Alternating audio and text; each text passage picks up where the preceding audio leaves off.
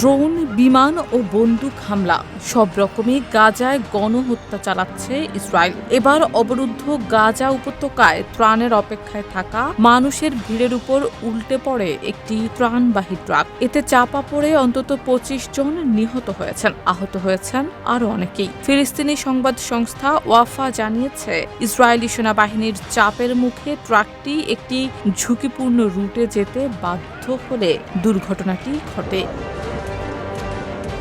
ঘটনাস্থলের সুনির্দিষ্ট অবস্থান জানানো না হলেও দক্ষিণ গাজার রাফার কাছে একটি ত্রাণ বিতরণ কেন্দ্রে হতাহতের ঘটনা ঘটে। স্থানীয় চিকিৎসা সূত্রের বরাতে জানা যায়, ওই কেন্দ্রে ইসরায়েলি গুলিতে আরও ৫ ফিলিস্তিনি প্রাণ হারান। বার্তা সংস্থা আনাদোলু জানিয়েছে, গত ১৮ বছর ধরে অবরোধে থাকা গাজায় চলতি বছরের ২ মার্চ থেকে ইসরায়েল সব সীমান্ত বন্ধ করে দেয়ায় মানবিক ত্রাণ প্রবেশে চরম সংকট তৈরি হয়েছে। ওয়ালটন এখন দেশের সীমানা পেরিয়ে পৌঁছে গিয়েছে ৫০টিরও বেশি দেশে।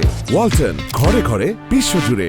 গাজা সরকার বলছে, প্রতিদিন যেখানে প্রায় ৬,০০০ ত্রাণবাহী ট্রাক প্রয়োজন, সেখানে ২৭ জুলাই থেকে এখন পর্যন্ত মাত্র ৮৪৩টি ট্রাক প্রবেশ করতে পেরেছে। ফলে ২৪ লাখ মানুষের জীবন জীবিকা হুমকির মুখে পড়েছে। তার মধ্যে ইসরায়েলি বাহিনী চালাচ্ছে ত্রাণ কেন্দ্রেও হামলা। ফিলিস্তিনি কর্তৃপক্ষের তথ্য অনুযায়ী ২৭ মে থেকে যুক্তরাষ্ট্র চালিত ত্রাণ বিতরণ কেন্দ্রে বা তার আশেপাশে অন্তত ১,৫৬৮ জন নিহত ও ১১,২৩০ জন আহত হয়েছেন।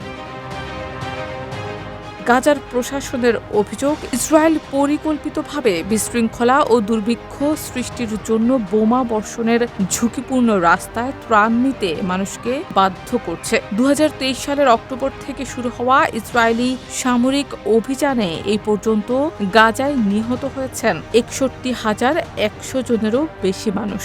উপত্যকাটি পরিণত হয়েছে ধ্বংসস্তূপে, আর জনগণ পৌঁছে গেছে দুর্ভিক্ষের চরম পর্যায়ে। শারমিন নিশু, ঢাকা পোস্ট।